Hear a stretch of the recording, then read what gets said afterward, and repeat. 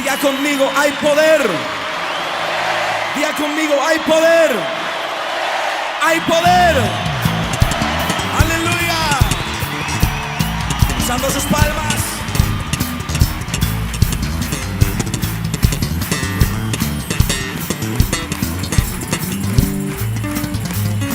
A su nombre. Oh, santo es el Señor. Cántelo conmigo. Nombre poderoso, nombre de victoria, nombre de guerra para su pueblo. Nombre poderoso, nombre de victoria, nombre de guerra para su pueblo.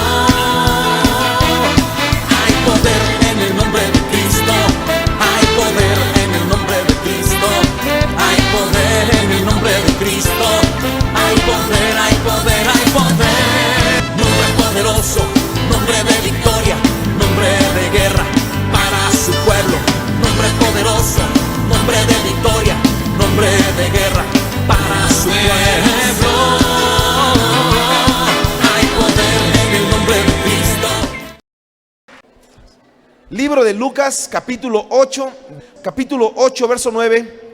Y otra parte: cayó en buena tierra y nació y llevó fruto al 100%.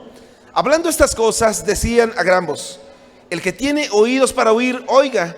Y sus discípulos le preguntaron diciendo: ¿qué significa esta parábola? Y él le dijo: a vosotros os es dado a conocer los misterios del reino de Dios. Diga conmigo: hay misterios. A ver, todos levanten acá su carita y diga conmigo: hay misterios. A vosotros os es dado a conocer los misterios del reino de Dios, pero a los otros por parábolas, para que viendo no vean y oyendo no entiendan. Tome su lugar, por favor. Cuando nosotros vemos esta hermosa parábola que Jesús narraba, Él hablaba acerca de lo que puede haber en el reino de los cielos. Muchos de nosotros podemos llegar solamente a imaginar quizá qué es lo que hay en el reino de los cielos. Por ejemplo, Pablo le escribía a Timoteo y le decía: echa mano de la vida eterna, echa mano de lo que está en el reino de los cielos. Cuando Jesús llegaba aquí a la tierra y comenzó a predicar, dice la escritura que Él comenzó a predicar: el reino de los cielos se ha acercado. Pero quizá muchas veces no se comprenda a qué se refiere cuando se habla acerca del reino de los cielos o acerca de los misterios que pasan en el reino de los cielos. Es por eso que podemos nosotros entender que si la palabra de Dios nos habla de misterios, es que también hay cosas que no lo son misterios. No son tanto misterios, sino que es palabra, es doctrina. Pero también hay cosas que no son solamente ni doctrina ni son misterios, sino ya son secretos que son revelados solamente a los que son sus hijos. En un momento vamos a ver estas tres características, porque si nosotros entendemos, a nosotros como hijos de Dios nos ha sido dado para que conozcamos la doctrina, para que conozcamos los misterios y para que conozcamos de la misma manera los secretos. Por ejemplo, aquí cuando llegaban con Jesús después de contar esta parábola de la semilla de la tierra, entonces podemos entender que Él hablaba por parábolas. ¿Para qué? Para enseñarles algo. Una parte muy fundamental que debe de entender el cristiano es que la doctrina en todo momento debe de formar parte de nosotros, pero no como quien diga: ya me sé la doctrina completa. No, sino como que es solamente un paso del proceso que como cristianos debes de pasar. Pero también después de ese paso, de ese primer paso, hay un siguiente nivel, que son los misterios. Y posteriormente viene algo que está escrito en Deuteronomio 29:29, cuando dice la escritura que los secretos son de parte de Dios y son revelados a los hijos de Dios y para su descendencia, para que cumplamos las palabras de la ley. Entonces podemos entenderlo así, que si el Señor Jesús en ese momento hablaba, esto viene a ser como lo que es una plataforma. Entraba la gente al atrio. El siguiente lugar, pasando la primera cortina, era el lugar santo, y pasando la segunda cortina estaba el lugar santísimo. De la misma manera, en este momento venimos a entender: nosotros entramos por la puerta del atrio, y pasando la puerta del atrio, cuando llegamos a la puerta al atrio, en ese momento nos encontramos solamente las parábolas que corresponden a Jesús. Nos encontramos la parte doctrinal. Por eso mucha gente se conforma con estar en esta parte de la doctrina, pero tiene miedo a atravesar ese velo que lo lleva lleva al lugar santo en el cual ya se encuentran los misterios. Por eso Jesús decía, las parábolas no son para que todos los puedan entender. Las doctrinas, las parábolas, yo las aviento, pero hay gente que la escucha pero no la entiende. Hay gente que está viendo pero viendo no ve. Entonces se quedaron en esta parte del atrio. No pueden atravesar al siguiente nivel para que puedan entender ahora sí los misterios. Por eso cuando Jesús habla acerca de la parábola les dijo, a vosotros os es dado a conocer los misterios del reino de Dios. Es decir, las parábolas que ya formaban parte del siguiente nivel nos estaban hablando de misterios. Cualquiera podría llegar a conocer no solamente la doctrina cristiana, sino puede conocer la doctrina de los testigos, la doctrina de la Iglesia Católica, la doctrina de todos aquellos que se levantan considerando que tienen la verdad. Sin embargo, no pueden atravesar el umbral de esta cortina para llegar a poder entender lo que son los misterios, que es parte de lo que nos habla Jesús en la palabra. Y entonces mucho menos podrían llegar a atravesar este umbral para entrar al lugar santísimo, en el cual no solamente ya pasaron el área doctrinal, no solamente el área de los misterios, sino también ya pudieron entrar al área de los secretos, porque los secretos son revelados a los hijos en lo íntimo. Diga conmigo, en lo íntimo. Entonces quiero que en esta hora podamos ver estas tres plataformas de lo que es el atrio, el lugar santo y el lugar santísimo. En el libro de Hebreos capítulo 6 nos habla, hablando el apóstol, creemos el apóstol Pablo, aunque no tiene autor, sin embargo por la forma de hablar creemos que él escribe. En el libro de Hebreos capítulo 6 en el verso 1 dice él mismo: por tanto, dejando ya los rudimentos de la doctrina de Cristo. Diga conmigo, la doctrina de Cristo. Dejando ya los rudimentos de la doctrina de Cristo, vamos adelante a la perfección, no echando otra vez el fundamento del arrepentimiento de obras muertas, la fe en Dios. Y comienza a decir aquí cuáles son estas siete partes doctrinales de las cuales él menciona.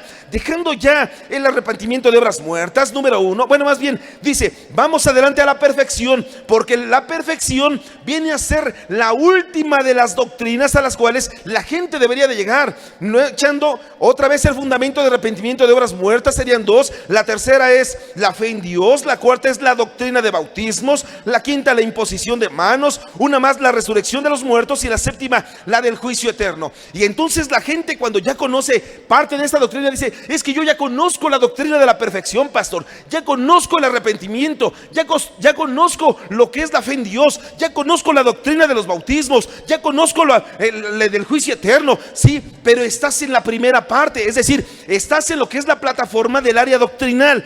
Todavía te has quedado en lo que es en la parte del atrio, pero no has entrado a la parte de lo que es los misterios. Por eso vamos a tocar, no sé si nos lleve 2 temas, poder entender, o 3, poder entender cuáles son estas 3 plataformas para poder llegar al lugar santísimo. No solamente quedarnos en esta área del atrio, porque si la gente dice: me estoy preparando, estoy tomando un discipulado, ahora sí ya con estos discipulados ya sé lo que es salvación, ya sé lo que es esto, ya sé que lo que es lo otro, sí. Y entonces quizá por conocer parte de la doctrina la gente sepa o crea que sabe mucho. Sin embargo, lo único que demuestra es que se ha quedado, sí está bien, ya entró al área del atrio, pero no ha podido entrar a un nivel mayor, que es el lugar santo, donde ya se establecen misterios, donde puede entender la palabra. Y algo de lo que el Señor me ha movido a pedir por usted es que pueda haber una revelación en la palabra para usted, que cuando usted mismo esté leyendo, usted esté comprendiendo lo que el Señor en ese momento le quiso dar al pueblo y le quiere dar a usted, de tal manera que la gente misma pueda decir: sí, me está hablando a mí, aquí también me está hablando a mí, aquí también me está hablando a mí. Porque cuando no es entendible para el pueblo, entonces la gente dice: ¿cómo le habló a Josué? ¿Cómo le habló a Caleb? ¿Cómo le habló a Moisés? ¿Cómo le habló a Gedeón? ¿Cómo le dijo a Jefté? ¿Cómo le dijo a Débora, a Ezequías, a quien sea? ¿Por qué? Porque entonces todo cree que se lo dice a otros, cuando la palabra de Dios es una y es para nosotros mismos. ¿Cuántos dicen amén? Así que por eso vamos a entender. Fíjense nada más, esa es la primera parte. La primera parte es la parte de lo que es la doctrina. Cuando usted va conmigo a 1 de Corintios capítulo 4, en el verso 1 dice la escritura: así pues, téngannos los hombres por servidores de Cristo y administradores de los misterios de Dios. Viene aquí la parte de los misterios. Ya conmigo, los misterios. Entonces aquí ya está hablando de los misterios. No se quedó en la primera parte, en la doctrina. Ya pasó, el que pasa la doctrina ya atravesó el atrio, ya está en el lugar santo. Aquí en el lugar santo se encontrarán los misterios. Y el tercer nivel lo podemos encontrar en Deuteronomio 29, verso 29, cuando dice: las cosas secretas pertenecen a Jehová nuestro Dios, mas las reveladas son para nosotros y para nuestros hijos, para que cumplamos las palabras de esta ley. Entonces ya no nos quedamos en el lugar santo, sino también, diga conmigo, hay cosas secretas. Y las cosas secretas ya es atravesar el siguiente nivel. Pasamos el atrio, la doctrina, pasamos el lugar santo, lo que es los misterios, y atravesamos al siguiente nivel, que es el tercer nivel, el lugar santísimo, en el cual ya encontraremos las cosas secretas. Si no le reveló a aquel, entonces mucho menos le podrá revelar a los que se quedan fuera del atrio. Pero cuando la persona que entra al atrio dice, bueno, yo ya estoy cansado, ya no puedo estar todo el tiempo aquí en el atrio, es decir, no puedo estar todo el tiempo comiendo doctrina, necesito atravesar. Por eso cuando usted regresa conmigo en el libro de Hebreos que estamos leyendo, cuando vemos lo que dice Hebreos 6 verso 1, por tanto, dejando ya los rudimentos, y toca las 7 doctrinas que acabamos de decir. ¿Cuáles? Nuevamente, la perfección, el arrepentimiento, de obras muertas, de la fe en Dios, la doctrina de los bautismos, la doctrina de la imposición de manos, la doctrina de la resurrección de los muertos y la doctrina del juicio eterno. Estoy en Hebreos 6 versos 1 y 2. Entonces cuando dice aquí el apóstol Pablo en el verso 1, por tanto, dejando ya los rudimentos, escuche, dejando ya los rudimentos de la doctrina de Cristo. Cualquiera podría pensar, a ver, ¿cómo es posible? Aquí recomendándome el escritor de Hebreos que deje ya los rudimentos, que me olvide de la perfección, que me olvide del arrepentimiento, que me olvide de la fe en Dios, que me olvide de los bautizos, que me olvide de esto.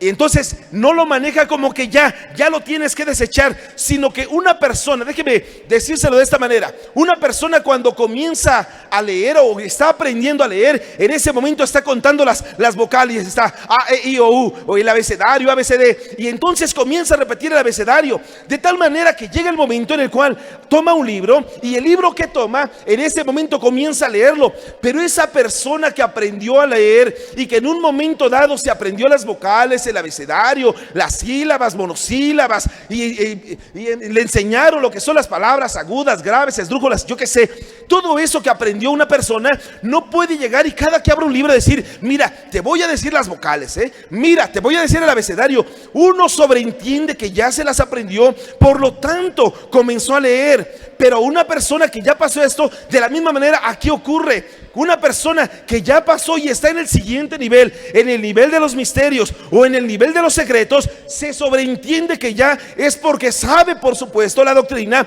y no todo el tiempo tiene que estar diciendo, ya me sé la doctrina del arrepentimiento, ya me sé la doctrina del bautismo, ya me sé la doctrina de la fe en Dios, ya me sé la del juicio eterno, ya me sé la de la perfección, ya me sé. No tiene que estar todo el tiempo. Se sobreentiende que eso ya lo sabe. Por lo tanto, decía aquí el escritor, ahora sí ya dejando los rudimentos, eso ya, tienes que dejar los rudimentos de la doctrina de Cristo. Vamos adelante, vamos al siguiente nivel para que se cumpla lo de Proverbios 15:24, cuando decía que las cosas al justo siempre tienen que ser para arriba, para subir, por supuesto, y no de abajo como quienes van al Seol. Entonces debemos ir en todo momento hacia arriba, es decir, al siguiente nivel, no quedarte aquí en el atrio, sino atravesar y continuar al lugar santísimo. ¿Cuántos dicen amén? Ahora, si nosotros vemos, ¿qué es lo que quiere decir? Dejando ya los rudimentos. Un rudimento como tal quiere decir un origen, o quiere decir un comienzo o lo primero. Esos son rudimentos. Cuando te dice aquí el escritor de Hebreos, tienes que dejar el origen, tienes que dejar el comienzo, tienes que dejar eso primero. Pero dejando ya nos habla de omitir, es decir, debes de omitir ya esta parte, porque si quieres atravesar al área de los misterios, no puedes estar todo el tiempo arrepintiéndote, no puedes estar todo el tiempo decir, sí, voy a tener fe en Dios, no puedes estar todo el tiempo pensando, es que yo ya me bauticé, pastor, un día yo me bauticé. Eso ya pasó a un siguiente término, eso ya se quedó en un tiempo atrás, en lo cual debes de dejar esa etapa para poder continuar tu avance como cristiano, como hijo de Dios. Y ahora sí decir, si ya me aprendí aquello, lo conozco muy bien, no puedes estar en este lado y decir, bueno, otra vez me vuelvo a la fe, es que perdí la fe, es que como que me confundí, es que como que no sé si creer en Dios o no. Otra vez a esta parte, por eso decía el apóstol, no puedes estar otra vez recordando los rudimentos una y otra vez, no, al contrario, es parte de lo que debes dejar a un lado. Y entonces la gente todo el tiempo arrepintiéndose de las obras muertas, todo el tiempo diciendo voy a tener fe en Dios, todo el tiempo diciendo es que ya me bauticé, todo el tiempo es que la resurrección circuncisión, vamos a claro, pero es parte de la vida del cristiano, todo el tiempo hablando de eso. Ahora, si nosotros hablamos de lo que es la doctrina, debemos de entender que es parte de lo que se debe de quedar aquí, en esta etapa, de aquí para allá, solamente como parte de lo que usted ya vivió, como parte de lo que está conociendo, como parte de lo que ha aprendido. Entonces debemos entender, diga conmigo, no me voy a conformar.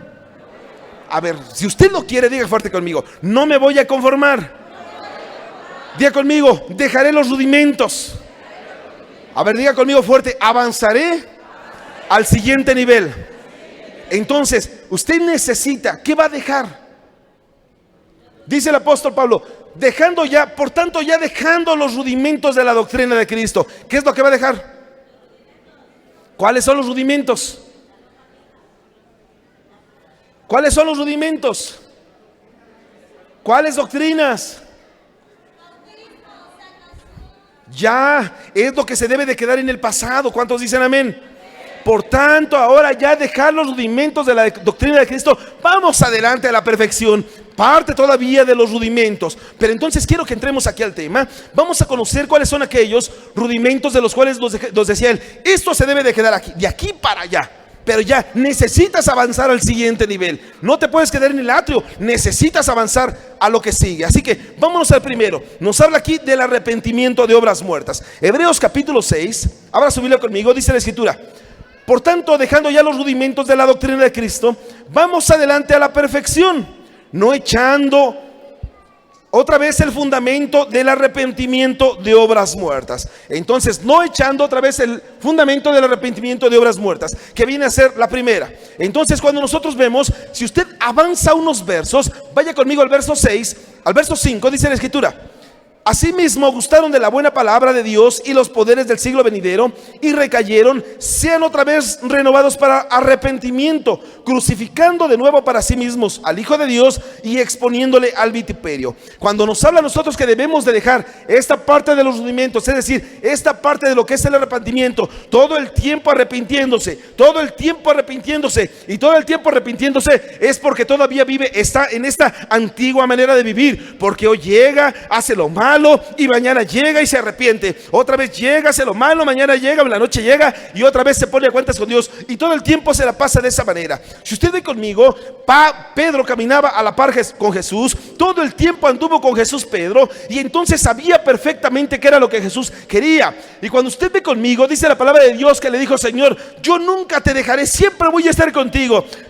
Lo ha de haber visto Jesús, quizás se rascó la cabeza, de haber dicho: ay, Pedrito, de cierto te digo que antes de que cante el gallo, 3 veces me negarás. Y entonces dice la escritura que después de que él lo negó 3 veces, dice que lloró, fue a llorar, ¿de qué manera? Arrepentido. Venía aquí, Pedro caminaba con Jesús, pero se le había olvidado esta parte. Él, aunque quería conocer, quizá quería ya pasar al siguiente nivel y quería ya estar en el área de los misterios. En ese momento no podía estar en el área de los misterios, toda vez que él solamente se la pasaba en el lugar del atrio. Y estando aquí en el área del atrio, otra vez, no importa, ahorita lo niego, pero al rato llego y me arrepiento. No importa, ahorita puedo decir lo que sea, pero al rato llego y me arrepiento. Es decir, no pasaba de lo mismo. Por eso ustedes pueden ver que en todo momento Jesús lo confrontaba, lo exhortaba. Vea usted conmigo, por ejemplo, Mateo capítulo 16, verso 22, cuando dice la escritura: entonces Pedro, tomando la parte, comenzó a reconvenirle, diciendo: Señor, ten compasión de ti, en ninguna manera te acontezca esto.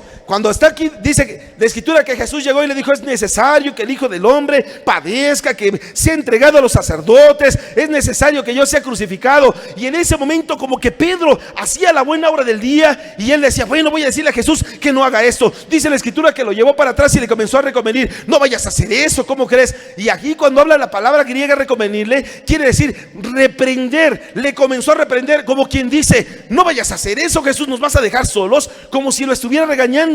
En ese momento Jesús lo volteó y le dijo: apártate de mí, Satanás, porque me eres estorbo. Es decir, Él no entendía todavía la parte de los misterios, mucho menos podía llegar a entender esa área de los secretos. ¿Por qué? Porque se encontraba en el lugar, en el atrio todavía. No podía entender que el salir del atrio lo debía impeler a que fuera y entendiera los misterios y por supuesto los secretos. Pero solamente se la pasaba así: ahorita le reconvengo y al rato me arrepiento. Solamente en esas cosas Jesús decía: es que tienes tú obras muertas y te vas y te arrepientes de las obras muertas. Por ejemplo, Mateo 26, verso 40, cuando dice la escritura: vino luego a sus discípulos y los halló durmiendo, y dijo a Pedro: ¿así que no habéis podido velar conmigo una hora? Nuevamente Pedro decía: Señor, voy a estar contigo en todo momento, no te preocupes, donde vayas hasta la misma muerte yo te seguiré. Pero apenas llegaba un ratito de cansancio y en ese momento Pedro se acostaba. De la misma manera le pasa a muchos cristianos que por supuesto no vienen a este lugar. ¿Por qué? Porque de la misma manera llegan y están con el Señor: Señor, nunca te dejaré. Si le acercan al pastor: pastor, cuente conmigo. Pero a la primera de cambio, ¿dónde están? Se quedan dormidos, se quedan en el ocio, o de igual manera optan por otras decisiones, quizá las más incorrectas, que les alejan del camino de Dios. ¿Por qué? Porque no entendieron que debían de atravesar de este lado para poder dejar ya estos rudimentos, y siguen el camino del arrepentimiento de obras muertas. Y quizá el día de mañana vengan y digan: pues aquí estoy, pastor, me alejé solamente 17 años del camino, pero aquí estoy nuevamente con usted. Pero no han entendido quizá que se han quedado tanto tiempo en el atrio que se han olvidado que hay algo más que conocer. Y entonces la gente dice: ya me arrepentí, pastor, estoy arrepentido. Señor, tú sabes que estoy arrepentido. Sí, está arrepentido, pero todavía forma parte del atrio. No ha podido avanzar más allá a lo cual el Señor lo quisiera llevar. Nuevamente Juan capítulo 21, en el verso 3, dice la escritura: Simón Pedro les dijo: voy a pescar. Ellos le dijeron: vamos nosotros también contigo. Fueron y entraron en una barca, y aquella noche no pescaron, dice la escritura, nada.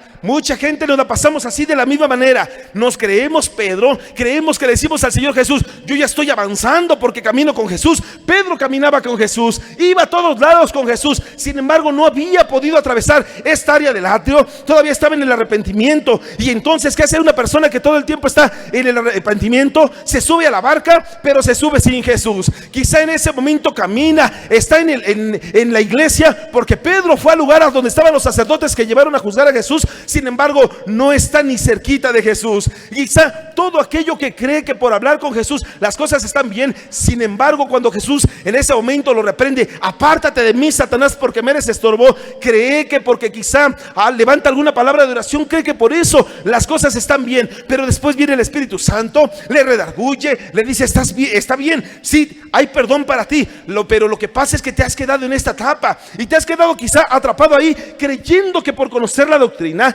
creyendo que por hablar de arrepentimiento las cosas marchan de lo mejor. Alguien diga que amén. Oiga, eso es del arrepentimiento, pero hay otra más, que era la fe en Dios. Cuando hablamos de Hebreos 6, verso 1, cuando dice: también ya tienes que dejar los rudimentos, el arrepentimiento de obras muertas. ¿Cuál es el siguiente? La fe en Dios. Entonces, ¿de qué nos habla la fe en Dios? Primera de Timoteo capítulo 1, verso 4, cuando dice la escritura: ni presten atenciones a fábulas y genealogías interminables que acarrean disputas, más bien que edificación de Dios, que es por la fe. Así te encargo ahora. Cuando nosotros hablamos de fe, Pablo aquí le decía a Timoteo: ¿sabes qué, Timoteo? Tienes que olvidarte de las fábulas y las genealogías interminables, porque acarrean solamente disputas. En ese tiempo lo que ellos acostumbraban era ir, y quizá los griegos se paraban en el Areópago y en ese momento comenzaban a decir todo acerca de sus creencias. Y entonces quizá llegaban los escitas, quizá en ese momento llegaban los epicureos, quizá llegaban los estoicos pensando otra cosa. Y entonces muchos se levantaban. Quizá hoy, si tuviéramos una catedral de la misma manera, quizá llegarían aquellos que dicen acerca de la evolución, hermano, que es admirable lo que ellos piensan, porque se necesita tener más fe que para creer que descendemos de un chango, que para creer que Dios nos hizo, hermano. ¿Cuánta fe tienen esos hombres? Son admirables. Y entonces quizá de la misma manera estaríamos nosotros, y quizá la gente hoy en día estaría ahí diciendo lo que cree. Y entonces de la misma manera decía Pablo a Timoteo, tienes que olvidarte de eso, porque si tú estás en eso, no vas a poder proclamar lo que es la fe en Dios. ¿Por qué? Porque eso no va a edificar al cuerpo de Cristo. Entonces nosotros hablamos de lo que es la fe. Cuando habla de la fe en Dios, siempre que habla de Dios, a Dios, esta palabra hebrea, griega, la palabra teos, nos habla de una deidad o divinidad suprema. Entonces, ¿por qué? Porque Dios es supremo, porque Dios es divino. Pero cuando hablamos de fe, la palabra piscis, escuche, nos habla de la convicción de la verdad de algo, o creer con fidelidad que hay algo. Y no es como recitar Hebreos 11:1 acerca de que es pues la fe, la sustancia, usted se la sabe. No es solamente eso, sino tener verdaderamente la convicción de lo que se está creyendo. Y entonces dice el escritor de Hebreos capítulo 6 verso 1, ya tienes que dejar ese rudimento. Oye, tengo que dejar el rudimento, los primeros rudimentos, como lo es la fe en Dios. Entonces, ¿en qué voy a creer? No, sino que es parte de lo que debe de estar inmerso en ti. Debe de ser una parte inherente, no a tu cuerpo, sino a tu alma. Porque cuando pasan las cosas, tú dices, sí, está pasando esto, pero tengo fe en Dios. Y entonces quizá venga otra cosa y dices, pues está pasando eso, pero yo tengo fe en Dios de que voy a salir adelante. Sí, pero la gente nuevamente como que hay que repetirle, y nuevamente como si fuera un globo, una pelota que hay que estar inflando todo el tiempo. Hermano, tenga fe en Dios. Sí, pastor, es que no sé. Y entonces, hermano, usted confía en Dios. Y la gente otra vez, pues sí, es lo que trato, es decir, todavía se queda aquí. Y entonces cuando la gente le dice, oye, ¿quieres saber un misterio de Dios? ¿Quieres saber un secreto? En ese momento quizá no puede entender, no pueda conocer ni los misterios ni los secretos. ¿Por qué? Porque cualquier cosa, no tiene la plena convicción de lo que ha creído. Está aquí con la fe, dice que tiene la fe, y cuando cree que está avanzando, en ese momento sucede algo y la persona otra vez, es que debo de tener fe en Dios, como si hubiese sido algo que todavía no ha superado. Y entonces la gente todavía no ha podido comprender que es parte de los rudimentos, de lo cual se deben ya de olvidar en ese tiempo. ¿Cuántos dicen amén? ¿Qué es lo que provoca la fe? La fe ya lo sabemos. Hebreos, está usted en Hebreos, el libro de Hebreos que nos habla en el capítulo 11 por excelencia de ser el capítulo de la fe. Dice en el verso 3, por la fe entendemos haber sido constituido el universo por la palabra de Dios. ¿Qué es lo que hace la fe? La fe hace que uno entienda. Pero entonces uno no puede estar todo el tiempo aquí en el atrio. Es que yo ya entendí lo que Dios quiere conmigo. Ya entendí que esto, sí, ya lo entendiste. Pero no puedes estar todo el tiempo diciendo que tú ya tienes algo. Dice el apóstol, debes de pasar al siguiente nivel. Debes de pasar a esta área. Porque si estás aquí que ya entendiste por la fe, sí, ya sabes que por la fe el universo fue constituido. Ya sabes que por la fe todo sucedió. Verso 4.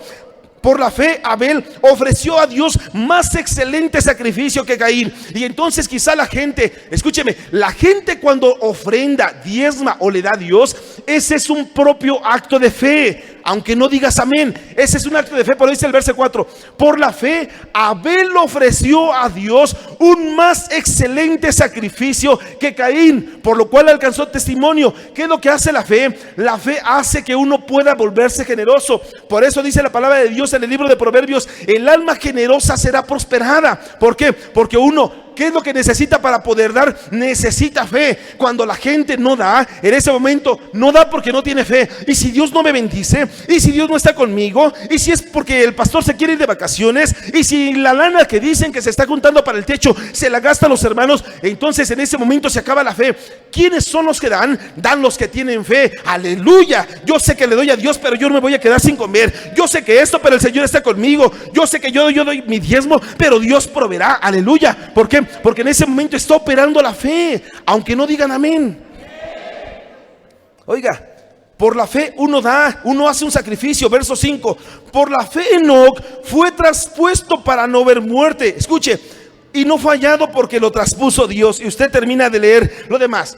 Entonces, ¿qué es lo que hace la fe? Por la fe fue traspuesto Enoc. Y en este verso que nos habla 3 ocasiones de que Enoc fue traspuesto, fue el primero que no vio muerte. Y entonces podemos entender, así como Elías tampoco vio muerte y fue elevado en un carro de fuego, de la misma manera fue Enoc, el séptimo de la descendencia de Adán, a Enoc. Hay 7 generaciones y entonces alcanzó perfección y dice, y entonces caminó Enoc con Dios y Dios se lo llevó. ¿Por qué? Porque en ese momento Dios lo traspuso, dijo, eres bueno, hijo, no hay necesidad de que estés ahí en la tierra, porque en la tierra solamente lo que están haciendo para nosotros es que usted y yo podamos tomar la decisión. Aquí es donde se compra el boleto para la vida eterna. Aquí lo había comprado Enoc, dijo el Señor, ya para que te dejo ahí, aleluya, te voy a traer conmigo. Pero ¿qué fue lo que hizo? Enoc en ese momento fue traspuesto. ¿Por medio y a través de qué? A través de la fe. ¿Qué es lo que hace una persona que tiene fe? Escúcheme, al ser traspuesto, ¿a dónde fue llevado? Fue trasladado al reino de Dios. ¿Cuántos dicen amén? ¿Qué es lo que necesita una persona para ser trasladada al reino de Dios? Necesita fe. ¿Por qué no se traslada? Escúcheme, no se traslada al reino de Dios en el área del matrimonio, en el área de las finanzas, en el área corporal. Sigue con achaques, con enfermedades. ¿Por qué no se puede trasladar a este reino? No puede hacerlo. ¿Por qué? Porque no hay fe. Cuando la gente no tiene fe, no se puede trasladar, no puede moverse. Sigue en la misma área, es decir, en el área de la tierra. Y entonces al estar en la tierra, no puede ser traspuesto al área del reino. Y entonces de la misma manera Dios vio a Enoc, dijo, no, estás listo para ser traspuesto. ¿Por qué? Porque tienes fe. La gente que tiene fe está lista para ser traspuesto y ahora sí, ser trasladada al reino de Cristo. ¿Cuántos dicen amén? Oiga, ¿qué es lo que hace? Puedo leer más. Por la fe es traspuesto. Por la fe puedes tener testimonio, como dice el verso 5. Dice la escritura, y antes de que fuese traspuesto, tuvo testimonio de haber agradado a Dios. Una persona que tiene fe busca en todo momento agradar a Dios. ¿Cuántos dicen amén? Pero ¿qué es lo que? Cuando una persona dice, es que yo ya estoy agradando a Dios, pastor, yo busco agradar a Dios. Y cuando una persona busca agradar a Dios, está todavía en el área de la fe. ¿En qué área está? Ya está en el área. ¿Sigue estando en el área del atrio o sigue estando o ya pasó al área de los misterios? ¿En qué área está? Todavía está aquí.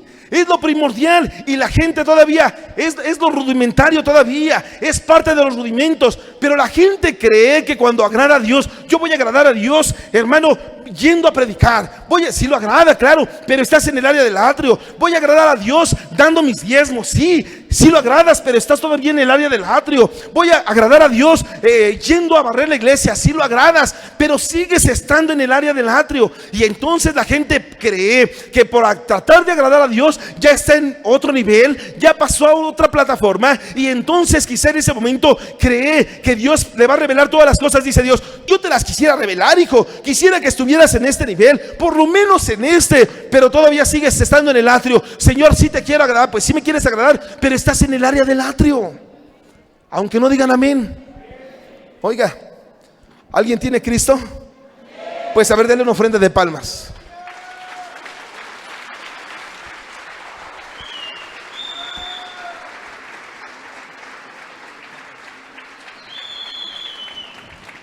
Siguiente rudimento que dice el escritor de Hebreos que tiene que dejar es el de los bautizos. Escuche, Lucas 3, verso 16. Respondiendo Juan diciendo a todos, yo a la verdad os bautizo en agua, pero viene uno más poderoso que yo, de quien yo no soy digno de desatar la correa de su calzado. Él os bautizará en Espíritu Santo y fuego. Y está hablando del tercer rudimento que te dice el apóstol Pablo. Debes de dejar ya los antiguos rudimentos. ¿Cuáles? El arrepentimiento de obras muertas, claro. La fe en Dios, por supuesto, es un rudimento. El de los bautismos, sí. Escuche, y la gente hoy en día todavía sigue empeñada en criticar, empeñada en estarse peleando. Pero pastor, es que el bautismo, es que en el nombre del Padre, del Hijo y del Espíritu Santo, es que en el nombre de Jesús, porque Pedro dijo en el libro de los Hechos que tenía que ser en el nombre de Jesús. Y entonces, pero es que Jesús dijo acá que en el nombre, los bautizarás en el nombre del Padre y del Hijo. Y la gente todavía sigue, y por querer seguirse peleando en el área de los bautismos, ni siquiera se bautiza. Aleluya. ¿Alguien diga que amén?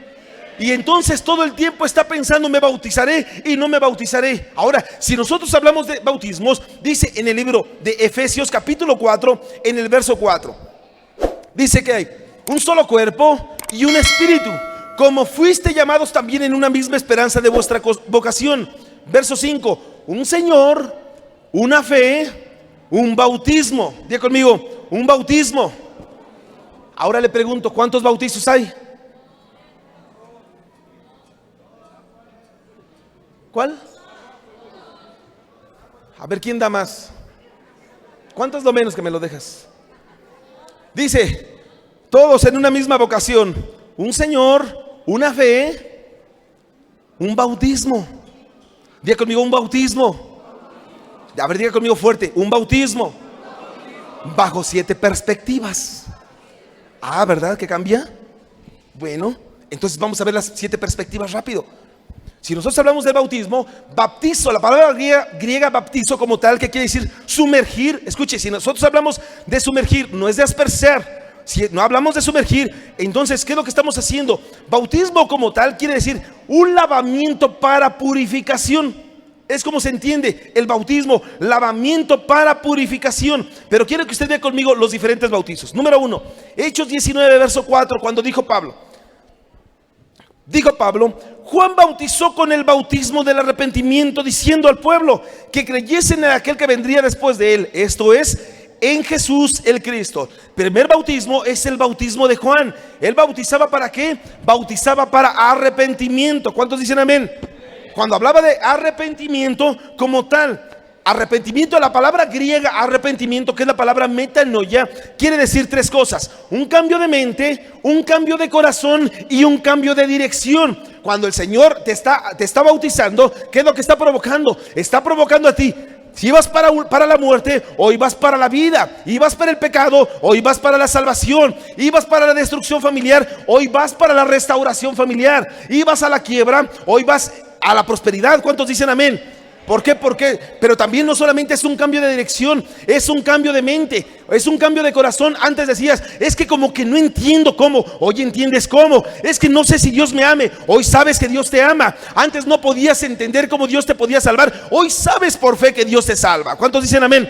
Porque hay un cambio, hay una metanoia que está operando a ti. Es decir, un cambio de corazón completamente. El Señor viene, te quita el corazón de piedra y te pone un corazón sensible para que puedas sentir en ese momento lo que Él te está diciendo. Entonces el primer arrepentimiento es el de Juan. Escuche, número 1. Número 2, el de Colosenses capítulo 2, verso 12. Dice la Escritura: sepultados con el bautismo. Escúcheme, sepultados con el bautismo, en el cual fuiste también resucitados con él, mediante la fe en el poder de Dios que levantó de los muertos. Y a vosotros, estando muertos en pecados y en la incircuncisión de vuestra carne, os dio vida juntamente con él. ¿Qué dice?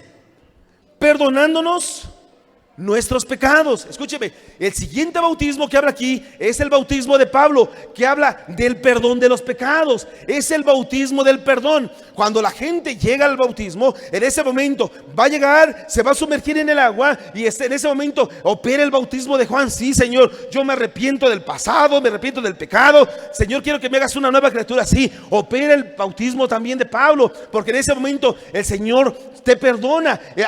Me pediste perdón, hijo. Yo sé que es realidad. Yo sé que no solamente es algo que estás diciendo de la boca para afuera, sino que efectivamente yo sé que tú quieres mi perdón. Pero viene un tercer bautismo, el de Pedro, primera de Pedro capítulo 3, verso 21. Cuando está hablando Pedro, acerca del bautismo, dice: el bautismo que corresponde a esto ahora no salva.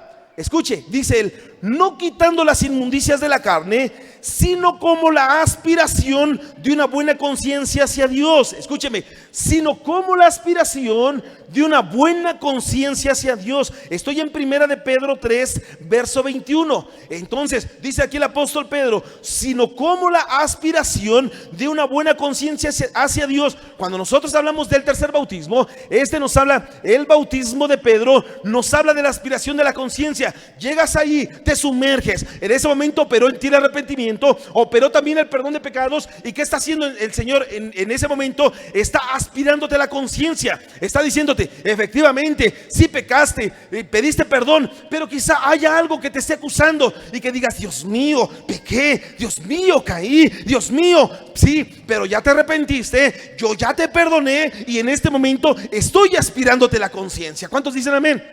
¿Por qué? Porque es parte del bautismo. Pero escúcheme, si decía, regresando al punto inicial, el apóstol Pablo decía A ver, no podemos estar todo el tiempo en estos antiguos rudimentos.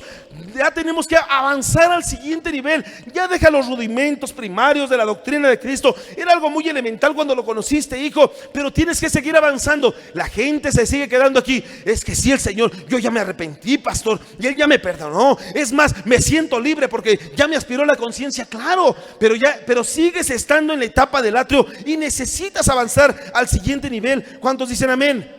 Y entonces en ese momento viene el siguiente bautismo, el bautismo del Padre. Primera, en Romanos capítulo 6 verso 4, cuando dice: porque somos sepultados juntamente con Él para muerte por el bautismo, a fin de que como Cristo resucitó de los muertos por la gloria del Padre, así también nosotros andemos en vida nueva. Viene el bautismo del Padre. ¿Cuál es el bautismo del Padre, hermano? Es el bautismo de la glorificación. ¿Qué tenía que hacer? Cuando Jesús muere, en ese momento es como si estuviese siendo sumergido, y después resucita. Es como cuando la gente se levanta de ese bautismo. ¿Qué es lo que hizo el bautismo del Padre? Viene una etapa de glorificación. Así como cuando el cristiano recibe a Cristo, por supuesto, viene la etapa de glorificación. ¿Por qué? Porque no se puede todo el tiempo estar. Ya recibió a Cristo y entonces ya le dijeron a verse, lo guió el pastor o quien haya sido: Señor, perdona mis pecados, Señor, me arrepiento de mi maldad. Y entonces en ese momento el pecador, la gente que recibió a Cristo, no puede llegar a su casa: es que me siento culpable,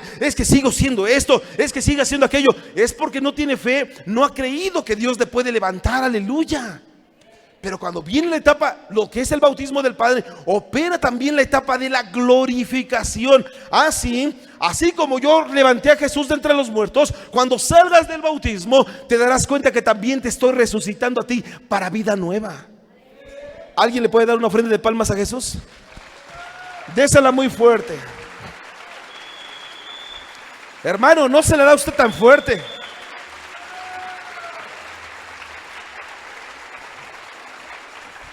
¿Alguien puede decir hay poder? Oiga. Y entonces viene el bautismo del Espíritu. Hechos 1 verso 5. Porque Juan ciertamente bautizó con agua, mas vosotros seréis bautizados con el Espíritu Santo dentro de no muchos días. Cuando viene la gente al bautismo, la gente le preguntan: pide un deseo, di algo que quisieras. Y entonces la gente dice: yo quisiera un coche nuevo. No, pídele algo a Dios, algo espiritual, algo ministerial. Y entonces la gente dice: bueno, pues yo quiero que me haga pastor, yo quiero que el Señor me haga esto. ¿Por qué? Porque lo que habla del bautismo del Espíritu, el Espíritu Santo lo que hace, como dice 1 Corintios, desde el 10, 11, 12, 13, todos esos capítulos que nos habla, pero el Espíritu le da a cada uno como Él quiere. ¿Qué es lo que da el Espíritu? El Espíritu da llamamientos, el Espíritu da dones, el Espíritu da ministerios. Aleluya. Y entonces cuando la gente tiene un don y ese don comienza a operar, es porque en ese momento el bautismo del Espíritu Santo ha operado sobre la persona, y no necesariamente las lenguas. ¿Cuántos dicen amén? Oiga, y entonces viene el siguiente bautismo, que es el bautismo de Jesús.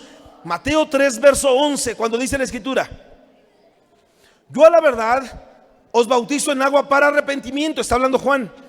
Pero el que viene tras mí, cuyo calzado yo no soy digno de llevar, es más poderoso que yo. Él os bautizará en Espíritu Santo, es decir, con dones, llamamientos, como ya lo vimos, y fuego. Diga conmigo: y fuego. ¿Qué es el fuego? ¿Qué representa el fuego? Diga conmigo: las pruebas. Diga conmigo fuerte: las pruebas. La gente muchas veces se queda en ese bautismo y sigue aquí en la etapa del atrio. Señor, llévame al siguiente nivel, muéstrame tu voluntad, muéstrame tus misterios, muéstrame las cosas reveladas, Señor, los secretos que tienes. ¿Cómo quieres que te los muestre, hijo, si sigues aquí en el atrio? Aquí en el atrio no te los puedo enseñar. Si tú avanzaras, te los podría mostrar, pero sigues aquí en el atrio. ¿Por qué, Señor? Porque no has podido pasar las pruebas, no has podido pasar ese bautismo de fuego. Por eso Pedro decía: no os sorprendáis cuando sois probados por el fuego de la prueba, como si hubiese algo de qué extrañarse. Pero la gente dice: Dios mío, tengo una prueba. Y si estuviera Pedro en ese momento, le diría: ¿y de qué te extrañas? ¿De qué te sorprendes? ¿No quieres ser bautizado con el bautismo de fuego? Aleluya. Porque muchos, cuando llega la etapa del fuego, así como aquellos hombres Sadrac, Mesach y Abednego en ese momento eran echados al horno de fuego. Ellos en ese momento pudieron haber gritado: no, mi querido Nabucodonosor, sí me voy a inclinar ante tu estatua. Pudieron haber dicho, pero ellos dijeron de una manera cabal: sabe, oh rey, que la estatua que tú has levantado no nos postraremos a ella, y mi Dios es capaz de librarnos de esa estatua de fuego, de ese horno de fuego. Y si no nos librara, ni aún así nosotros nos inclinaríamos ante esa estatua, oh rey. Aleluya. Pero a veces viene la prueba, viene el bautismo de fuego, y la gente se sale corriendo: no aguanto. Y no aguanta, aunque no digan amén. Aleluya. Viene el problema matrimonial. ¿Alguien tiene problemas matrimoniales? Gracias a Dios, aquí ya nadie tiene. Ahorita le voy a dar unos de los que yo tengo, hermano. Somos los únicos que teníamos. Deberíamos ir a consejería con ellos. Aleluya. Mire, cuando viene el problema familiar, o viene el problema en el trabajo, con los hijos, viene la prueba, viene el bautismo de fuego, y la gente sale corriendo, aunque no digan amén es amén. Y siguen estando en la etapa del atrio. Alguien diga: Cristo vive. Siguiente y último bautismo, el séptimo, 1 Corintios 12, verso 13. Porque por un solo espíritu fuimos todos bautizados en un cuerpo. Diga conmigo: el bautismo del cuerpo de Cristo, que es el bautismo de la unidad. Alguien diga: la unidad. Si la gente no tiene unidad, hermano, se me enterró una astilla en el dedo. ¿Y sabe qué? Cuando se me enterró la astilla, primero dije: no me va a afectar. Escuche, pero después me empezó a doler mucho, de tal manera que lo primero, hasta sin uñas, me empecé a tratar de quitar la uña, la astilla. Y después me dijeron: frótate en el cabello. Pues me la froto en el cabello. Y si me la froto en la pierna, pues quizá en la pierna, con el pie. Hermano, con nada se podía quitar la astilla. Cuando una persona se siente parte del cuerpo de Cristo, hermano, trata de con los dientes, se trata de quitar la astilla, por pequeña que sea esta. Pero cuando alguien se desinteresa por el cuerpo, dice que es cuerpo, y ve que esta mano, que este dedo tiene una astilla, y ve que tiene una astilla, ¿qué es lo que hace? La mano pudiendo ayudar: no te voy a ayudar. Y esta mano está sufriendo, y esta mano dice: no te voy a ayudar. ¿Por qué? Porque no ha operado el bautismo, la unidad del cuerpo de Cristo. Y entonces quizá esta diga: pida apoyo en otro lado, con el cabello, en la cabeza. Y la cabeza dice: no, yo no te puedo ayudar. Sí, ayúdame, no puedo. Escúcheme, esto tiene dos factores. Una, en la iglesia donde se congrega, no le hacen ver que usted es parte del cuerpo de Cristo. Levante su mano conmigo y diga: yo soy el cuerpo de Cristo. U otra, que la persona que está recibiendo la enseñanza no quiera recibir lo que le están diciendo. Y cuando el pastor le dice: diga conmigo, yo soy el cuerpo de Cristo, ¿yo por qué voy a repetir lo que se dice? ¿Sí me explico? Y no quiere recibir lo que se le está dando. Y entonces el cerebro manda la orden: quítale la astilla. Le manda la orden a la mano: quítale la astilla. Y la mano dice: no, porque no soy cuerpo de Cristo, no soy parte del cuerpo, porque no está mentalizándose que es parte del cuerpo de Cristo. Y quizás sea una prótesis. Quizá hay muchos cristianos prótesis hoy en día, que por supuesto no vienen a esta casa. ¿Cuántos dicen amén? Y los demás, aunque no digan amén, es amén. Bueno, vamos. Siguiente. El bautismo es lo que ya debe de dejar esa parte. Usted no puede estar todo el tiempo: yo tengo el bautismo del Espíritu, y el del Padre, y el del Hijo, y el de Pedro, y el de Pablo. Ya lo tiene, pero sigue en el atrio. Diga conmigo: necesito avanzar. Diga fuerte conmigo: necesito crecer. Ahora, siguiente, imposición de manos. Aleluya. No como la imposición que me hace favor de ponerle a su esposa cada que le levanta la voz. Esta es otra imposición. 1 Timoteo 5, verso 22, dice la escritura: no impongas con ligereza las manos a ninguno, ni participes en pecados ajenos. ¿Qué dice? Consérvate puro. ¿Sabe por qué pasa toda la gente y no hago por bajar? Pablo le escribió a Timoteo y le dijo: oye, no vayas a hacer eso. ¿Por qué? Porque tú no sabes qué es lo que tiene toda la gente. Necesitas tener cuidado con la imposición de manos. Le he dicho en alguna ocasión, hermano, debe de tener cuidado, perdóneme que se lo diga, hasta con quién se corta el cabello. Porque hoy en día los chavos dicen: no, es que hay uno allá que lo corta, le dicen la Stephanie. Hermano, y gente que ha negado su convicción de ser de género que Dios le puso, está tocándole su cabeza. ¿Y sabe qué es lo que está haciendo? Usted está permitiendo que la gente le imponga las manos. Y luego como que comienzan a hacer: ay, no sé por qué, pastor. Pues yo sí sé por qué. ¿Por qué? Porque le están imponiendo las manos y le están dando todo lo que tienen. Hay una transmisión, diga conmigo, hay transmisión. ¿Transmisión de qué? Ahorita le voy a enseñar las 7 facultades de la mano. ¿Qué es lo que transmiten? 7 cosas. Pero eso es porque la gente va, los chavos, las mujeres, pastores, que nadie lo corta como él, pues que la tucen, pero va a estar mejor. Aleluya, aunque no digan amén. Hermano, no despreciamos, Dios puede cambiar a cual sea, pero se cumple lo de Romanos 1, renegando de la naturaleza que Dios mismo les dio, echándose varones con varones y mujeres con mujeres. Es lo que dice la Escritura, Romanos 1. Haciendo y cometiendo actos abominables a Dios. Aunque no digan amén. Escuche. Imponer, ¿qué quiere decir imponer? Imponer quiere decir poner encima o poner dentro, o también quiere decir envolver. Cuando uno está imponiendo, se está envolviendo. Escuche, la mano, ¿qué representa la mano? La mano es una figura de poder. Diga conmigo, representa poder. Es una figura de poder. Cuando uno le dice a Dios: Señor, extiende tu mano hacia nosotros, en pocas palabras le estamos diciendo: Señor, acerca tu poder, extiende tu poder. ¿Por qué? Porque la mano tiene 5 dedos y representa los 5 ministerios.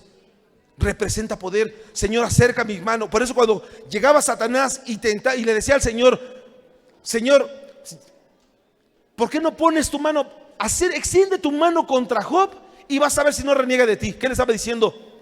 Acerca tu poder en contra de él. Porque la mano es figura de poder. Y la gente que no tiene cuidado con todo el mundo que le agarra el pelo, cuando alguien llega y te toca la cabeza, y hasta parece uno perrito así, síguele. Como mis papás no me acarician, por lo menos tú. Le están pegando todo lo que tienen. Aunque no diga amén. Tanto el que la impone como el que recibe. Hermano, escuche. ¿Cuáles son las 7 funciones de la imposición de manos? Número 1, Marcos 16, verso 18. Tomarán en las manos serpientes, y si bebieren cosa mortífera no les dañará. Sobre los enfermos pondrán sus manos y sanarán. Escúcheme, ¿qué es lo que hace? Una mano imparte sanidad. Número 2, Marcos capítulo 10, verso 13. De cierto os digo que el que no reciba el reino de Dios como un niño, no entrará en él.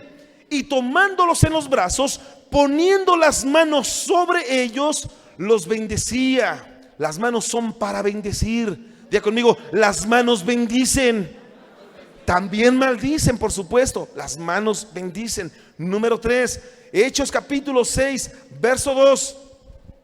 Entonces los 12 convocaron a la multitud de los discípulos y dijeron: no es justo que nosotros dejemos la palabra de Dios para servir a las mesas. Buscad pues, hermanos, de entre vosotros a 7 varones de buen testimonio, llenos del Espíritu Santo y de sabiduría, a quienes encarguemos de este trabajo. Y nosotros persistiremos en la oración y en el ministerio de la palabra. Agradó la propuesta a toda la multitud y eligieron aquí a los 7 varones, llenos de fe y del Espíritu Santo. Usted ya conoce los nombres. Verso 6, a los cuales presentaron ante los apóstoles, quienes orando les impusieron las manos. Escúcheme, ¿para qué son las manos? Para delegar autoridad. Hay gente allá afuera que tiene autoridad, no para lo bueno, para lo malo.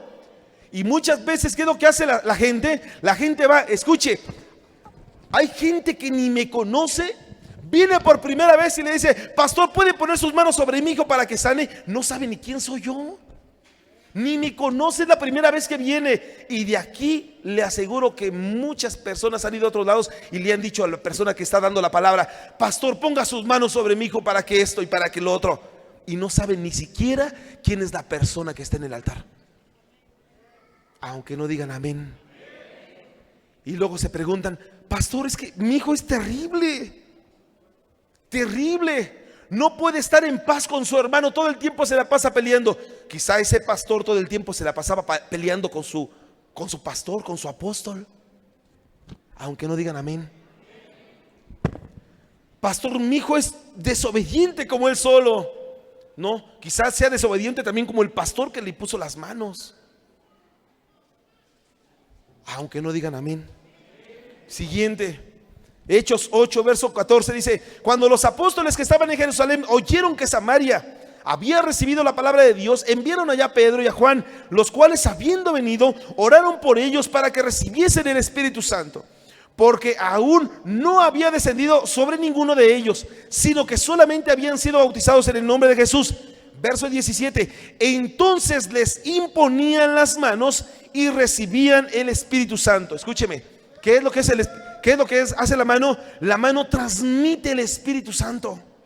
Uno puede, a través de la imposición de manos, hacer que reciban el Espíritu Santo, por supuesto, si son un vaso preparado. Número que sigue, Primera de Timoteo 4, verso 14: no descuidéis el don que hay en ti, que te fue dado mediante la profecía. ¿Qué dice?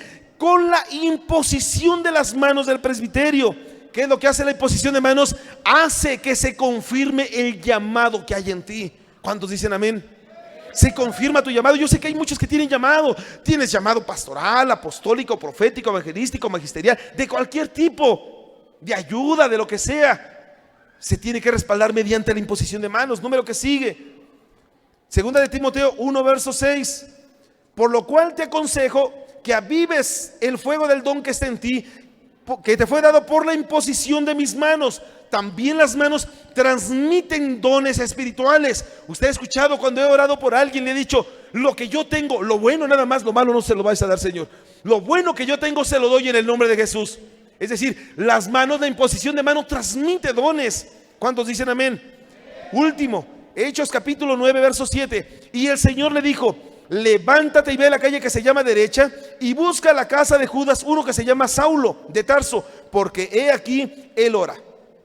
Y ha visto en visión a un varón llamado Ananías, que entra y le pone las manos encima para que recobre la vista. ¿Qué es lo que hacen las manos? Escúcheme, las manos también transmiten una nueva visión. Pablo había perdido la visión. Pablo, que era Saulo, capítulo 13 de Hechos dice: y Saulo, que también es Pablo, es el mismo. Él había perdido la visión. ¿Qué es lo que hace la imposición de manos? También transmite visión. ¿Cuántos dicen amén? Pero la gente llega y dice: pastor, es que fui a tal lugar, un congreso, tantos apóstoles, profetas y demás, y todos ellos, los 200 que habían, pusieron sus manos sobre mí todos, pastor. No me digas. Así que hoy me siento fuerte. Pues estás fuerte, pero estás en el atrio, porque sigues todavía en los antiguos rudimentos. ¿Sí me explico? Dice aquí el escritor de Hebreos: ya basta ya de andar todavía en los antiguos rudimentos. Imposición de manos, bautismo de obras, arrepentimiento de obras muertas, bautismo, la fe en Dios. Ya avanza al siguiente nivel. Y la gente bien contenta: aleluya, todos pusieron sus manos sobre mí. Pues sí, pero sigues en el atrio, aunque no digas amén. La siguiente, resurrección de los muertos. La gente cuánto se alegra, cuánto se goza por la resurrección de los muertos. Un día seremos levantados, sí, pero estás todavía aquí porque no has querido avanzar el siguiente nivel. Todavía estás en una etapa doctrinal, pero no te mueves de aquí. Pastor, ya sé cómo va a ser. Y hablan mucho de profecía, eventos escatológicos, todo lo profético, Apocalipsis, se lo saben de atrás para adelante y viceversa. Sin embargo, siguen en el atrio, porque siguen hablando todavía de lo mismo. Escuche, Juan 5, verso 28. No os maravilléis de esto. O sea, eso es normal, no os maravilléis de esto. Vendrá la hora cuando todos los que están en los sepulcros oirán su voz. Los que hicieron lo bueno saldrán a resurrección de vida, mas los que hicieron lo malo saldrán a resurrección de muerte o a condenación. Escuche, como tal, ¿qué es la resurrección? Ese prefijo se utiliza para decir volver a. Resurrección quiere decir volver a vivir, volver a nacer o volver a un lugar nuevamente. Es lo que quiere decir resurrección. Escúcheme, cuando hablamos de resurrección es volver a vivir. Todos van a volver a vivir. ¿Cuántos dicen amén? Solamente que en qué equipo estará. Porque aquí dice la escritura, hablando Jesús dice, todos van a volver, van a tener resurrección. Escuche, aquí está lo malo. Todos los que están en los sepulcros oirán su voz. Verso 29, y los que hicieron lo bueno saldrán a resurrección de vida, mas los que hicieron lo malo a condenación. ¿En qué grupo va a estar? ¿En qué equipo? Porque yo le puedo decir, ¿cuántos van a estar en aquí? Y todos van a decir amén. Pero solamente usted sabe cómo está delante de Dios. Solamente usted sabe qué es lo que hay dentro de usted. Y cuando venimos aquí todos nos gozamos, aleluya, todos vamos a resucitar, sí. Solamente que unos para resurrección de vida y otros para condenación. Aunque no diga amén, dele un codazo al que está junto a usted y dígale, cuídate. Si tiene esposa, si tiene a su marido junto a usted, dígale, cuídate de seguir imponiéndome las manos. Aleluya. Y también los hombres golpeados, aleluya, digamos juntos a la mujer, hermano, tenga cuidado, tengamos cuidado. ¿Cuántos dicen amén? Primera de Tesalonicenses 4:16. La resurrección, ¿cuándo va a ser? Primera de Corintios nos habla. A nosotros no nos va a sorprender como si estuviéramos en tinieblas. Nosotros sí, hacer por medio y a través de qué? A través de las señales. Pero Pablo cuando escribe esta carta tesalónica dice, porque el Señor mismo con voz de mando, con voz de arcángel y con trompeta de Dios descenderá del cielo y los muertos en Cristo resucitarán primero. Luego nosotros los que vivimos, los que hayamos quedado, si es que todavía no morimos por supuesto, los que hayamos quedado, seremos arrebatados juntamente con Él en las nubes para recibir al Señor en el aire. Y así estaremos siempre con el Señor. Entonces viene la resurrección. ¿Cuándo va a ser la resurrección? Escuche, el Señor Jesús dijo, cuando le dijeron, Señor, dinos, ¿cuándo serán estas cosas del fin del mundo? ¿Y qué señales habrá de tu venida? Y que Jesús, ¿qué les dijo? Mirad qué. Mirad qué. A ver, alguien dígame fuerte, mirad qué. El día y la hora. El día y la hora nadie lo sabe. ¿Qué es un día y qué es una hora? El día es martes 13 a la hora a las 5 de la tarde. Ese es un día y esa es una hora. ¿Sí me explico? Jesús dijo que el día y la hora nadie la sabe. No sabe si va a ser el martes 13, miércoles 14, es a lo que se refiere. Pero los tiempos sí los vamos a saber. ¿Sí me explico? Que le diga mañana a las 4 de la tarde prepárese porque viene el Señor. Hermano, solamente los testigos contra Jehová se han dedicado a decir hasta el día. Por supuesto, todos sus pronósticos han sido incorrectos. Pero de que van a venir los tiempos en los cuales ya sabemos, porque está en Mateo 24. Cuando veas la higuera, cuando veas, vas a ver que el tiempo está cerca. Y hermano, todo lo que está sucediendo, no me diga que usted no se da cuenta de los tiempos que estamos viviendo. Y si no fuera por causa de los escogidos, los tiempos van a ser acortados. ¿Por qué? Por causa de los escogidos. No me diga que el tiempo no se le va como agua entre los dedos. Apenas voltea y decía, pareciera que fuera ayer cuando cumplí 15 años. Bueno, en mi caso hace apenas 8 años. Aleluya. Pero usted se da cuenta como si fuera apenas ayer. Pareciera que apenas ayer estamos celebrando lo del año nuevo. Dígame si no se le va el tiempo así. La maldad se incrementará en gran manera. No me diga que no hay maldad, como nunca antes había habido. No me diga que no la hay. ¿Han habido plagios? Todo el tiempo. No me diga que no secuestraron a José. Han habido robos todo el tiempo. Hasta los hijos a los padres. No me diga que aquel terafín no se lo robó Raquel para ponerlo en su tienda y llevárselo. Hasta entre hermanos. Fraudes todo el tiempo, hasta entre hermanos.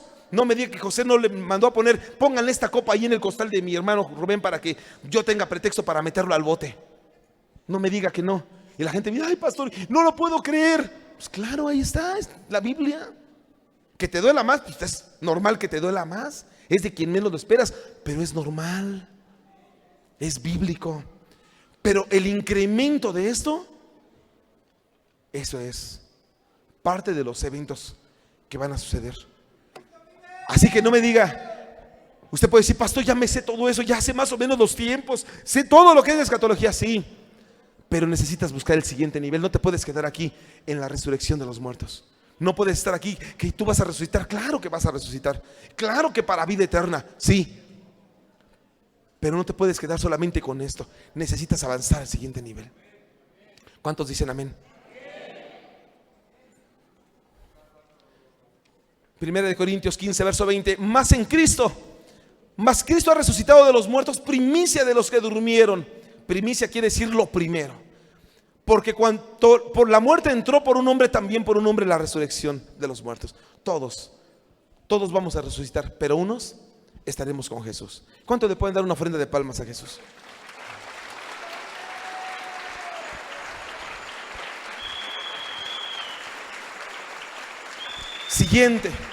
Siguiente doctrina que dice, sí te la sabes, pero estás todavía en el atrio. Sí te la sabes. Siguiente, el juicio eterno. Apocalipsis 16, verso 7. También oía otro que desde el altar decía, ciertamente, Señor Dios Todopoderoso, tus juicios son verdaderos y justos. Diga conmigo, el Señor nos va a juzgar. Diga conmigo, nos va a juzgar. ¿Cuántos juicios hay? ¿Cuántos juicios hay? ¿Cuántos? 17, 22, ¿cuántos? ¿Cuántos juicios hay? ¿O uno? ¿Cuántos? ¿Cuántos dicen uno? Pues no, porque aquí es bien clara la palabra. Señor Dios Todopoderoso, tus juicios, es plural, tus juicios son verdaderos y justos. Hay 3 juicios. Número 1, si nosotros hablamos de eso, Juan 3, verso 18. El que cree en Él no es condenado, pero el que no cree ya ha sido condenado porque no ha creído en el nombre del unigénito Hijo de Dios. Y esta es la condenación, que la luz vino al mundo y los hombres amaron más las tinieblas que la luz, porque sus obras eran malas. El primer juicio es el de la salvación. El Señor va a llegar, así como dice Juan 1:12, a los que le recibieron, a los que creen en su nombre les dio la potestad de ser hechos hijos de Dios. A los que no fueron engendrados por voluntad de carne ni de sangre, ni de voluntad de varón, sino por la voluntad de Dios. Escuche, el primer juicio es el de la salvación. ¿Recibiste a Cristo? Estaba a punto, Señor. Hijo, estuviste a punto de entrar. Por poquito lo acepto, por poquito entras. Aunque no digan amén. ¿Recibiste a Cristo? Por eso la importancia, ¿qué es lo que tiene que hacer? Asegurar su boleto. Pastor, pero no he cambiado. Pues a lo mejor ni cambia, pero yo no soy el encargado de cambiarlo, es el Espíritu Santo. Porque usted debe de ir en busca de la perfección. ¿Cuántos dicen amén? Pero escuche, viene aquí el primer juicio, el juicio de la salvación. ¿Lo recibiste o no lo recibiste? Por eso hacemos la invitación aquí. ¿Quieres recibir a Cristo? Es una invitación, primer juicio. Segunda de Corintios 5, verso 10. Porque es necesario que todos nosotros comparezcamos ante el tribunal de Cristo. En los tribunales hay juicios para que cada uno reciba según lo que haya hecho mientras estaba en cuerpo, sea bueno o sea malo. Ay, bien. Sí recibí a Cristo, pero seguías golpeando a tu mujer. ¿Qué crees? Oh, terrible. Sí recibí a Cristo, pero te seguías drogando y afectabas el cuerpo de Cristo. Porque Pablo dijo: ¿o no sabéis que vuestro cuerpo es templo del Espíritu Santo?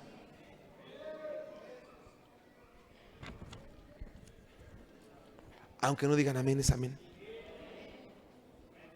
Sí recibía a Cristo, pastor, pero seguía en los bares, en los vicios.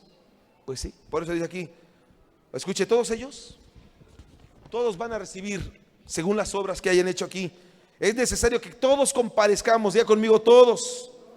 Es necesario que todos nosotros, no dice unos cuantos, es necesario que todos nosotros comparezcamos ante el tribunal de Cristo. ¿Para qué? Para que cada uno reciba según lo que haya hecho mientras estaba en el cuerpo, sea bueno o sea malo. Es decir, vamos a ser juzgados por lo bueno y por lo malo. Por eso, si llega a ser lo malo, es tiempo pues de que, estando en el mismo atrio, porque está en el atrio, que se arrepiente y que diga: Señor, sí, me arrepiento porque hice lo malo. Diga conmigo: seré juzgado. ¿Qué es lo que hace un tribunal? Un tribunal solamente hace dos cosas: absuelve o condena. Si absuelve, restituye. Si condena, quita. ¿Sí me explico? ¿Qué quita? La salvación. Muchas cosas. Y número 3, Apocalipsis 20, verso 11. Y vi un gran trono blanco al que estaba sentado delante de él, en él, y delante del cual huyeron la tierra, el cielo, y ningún lugar se encontró para ellos. Y vi a los muertos grandes y pequeños de pie ante Dios, y los libros fueron abiertos, y otro libro fue abierto, el cual es el libro de la vida. Y fueron juzgados los muertos, escuche, y fueron juzgados los muertos por las cosas que estaban escritas en los libros según sus obras. Y el mar entregó a los muertos que había en él, y la muerte y el Hades entregaron a los muertos que había en ellos, y fueron juzgados cada uno según sus obras. Este es el juicio del gran trono blanco. ¿Quiénes van a ser juzgados? ¿Usted y yo? ¿Usted y yo seremos juzgados aquí? ¿Quiénes? ¿Quiénes? Diga conmigo: los muertos. Los que no tienen a Cristo. El que tiene a Cristo tiene la vida.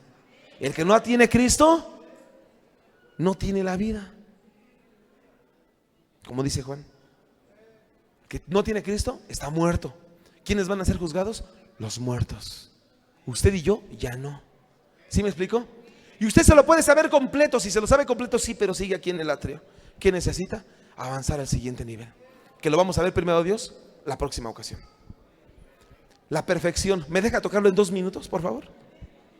Segunda de Corintios. ¿Por qué ya me pusieron ahí que ya se me acabó el tiempo hace como 10 minutos? Perdón.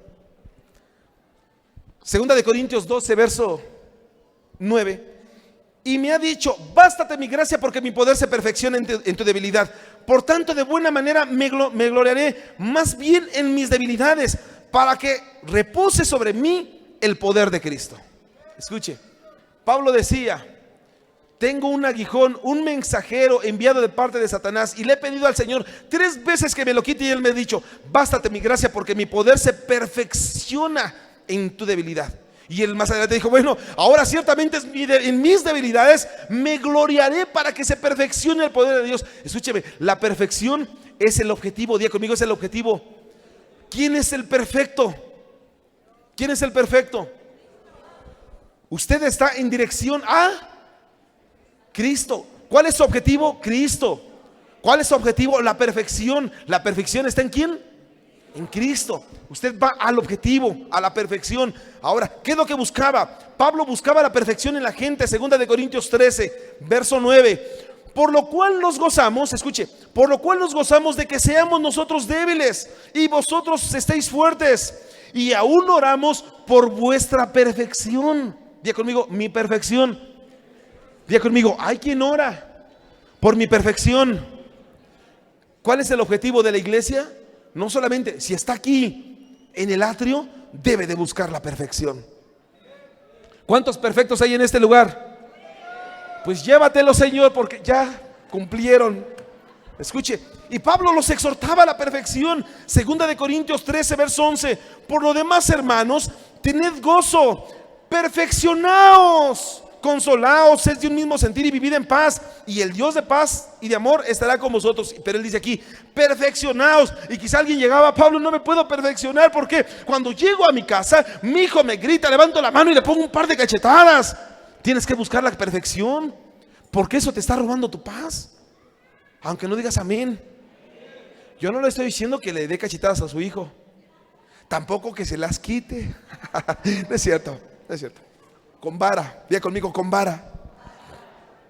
Escuche, porque la perfección es el fin de la iglesia. Por eso dice Efesios 4, ya voy rápido. Efesios 4, verso 12. A fin, dice, y él mismo constituyó a unos apóstoles, a otros profetas, a otros evangelistas, a otros pastores y maestros, a fin de perfeccionar a los santos para la obra del ministerio.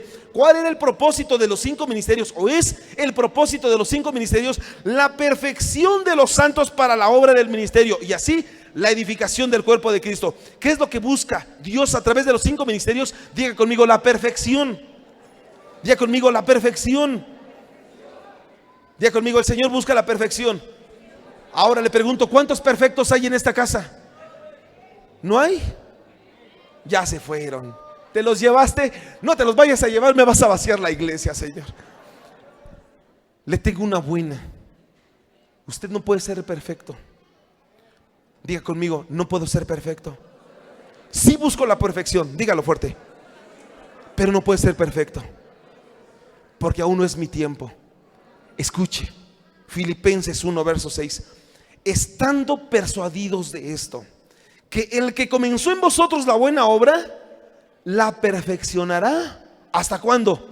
Hasta el día de Jesucristo. No hoy, no, todavía no. Hasta el día en que Él venga. Hasta ese momento te va a perfeccionar. Pero ya quiero ser perfecto. Lamento que con tantas cosas que suceden, que no puedas. Si buscas la perfección, qué bueno que la buscas, pero quizá no sea lo que debas de buscar. O entiendas que no es tu momento. Lo que debes de buscar es el siguiente nivel, el nivel de los misterios. Pero hoy, si te encuentras en eso y todavía estás hablando, yo busco la perfección, pastor, déjame decirte que te has quedado estancado en el área del atrio. No puedes estar en el área del atrio. La perfección, ¿para qué es? 2 cosas. Segunda de Corintios 7, verso 1. Así que amados, puesto que tenemos tales promesas, limpiémonos de toda contaminación de carne y de espíritu, perfeccionando la santidad en el temor del Señor. ¿Qué busca la perfección? Busca la santidad. Y número 2, primera de Juan 4, verso 17. En esto se perfecciona el amor en nosotros. Tengamos confianza en el día del juicio, pues como Él es, así nosotros también en este mundo. ¿Qué busca? En esto también se ha perfeccionado el amor. ¿Qué busca la perfección? El amor. La gente hoy en día, si no puede estar, no puede permanecer en el atrio, una persona que no tiene amor, perdóneme, una persona que no busca la santidad, perdón, es que quizá ni siquiera al atrio se haya metido y hable y diga: yo sí quiero estar allá, quiero entrar al tabernáculo. En el tabernáculo, el atrio. Aquí se busca el amor y la santidad. Pero si no buscas ni una ni la otra, odias a tus hijos, odias a tus padres, odias a todo el mundo. Quizá no estés buscando el amor. Y si digas: estoy buscando que el Señor me revele, que el Señor me dé lo de Deuteronomio 29, 29. Las cosas secretas pertenecen a Jehová, mas las reveladas son para sus hijos y para los hijos de sus hijos. Estoy buscando eso, dice Dios. Pues estás buscándolo. No veo cómo puedes llegar acá, porque para llegar a este lugar necesitaste atravesar los misterios que son este lugar y el atrio. Pero si no tienes amor, quizá ni siquiera al atrio hayas entrado. Te voy a invitar a que te pongas de pie. El Señor quiere crear una convicción en ti. Quiere crear eso en ti. solamente lo vas a lograr, solamente si hay reconocimiento de tu parte. Porque puedes buscar,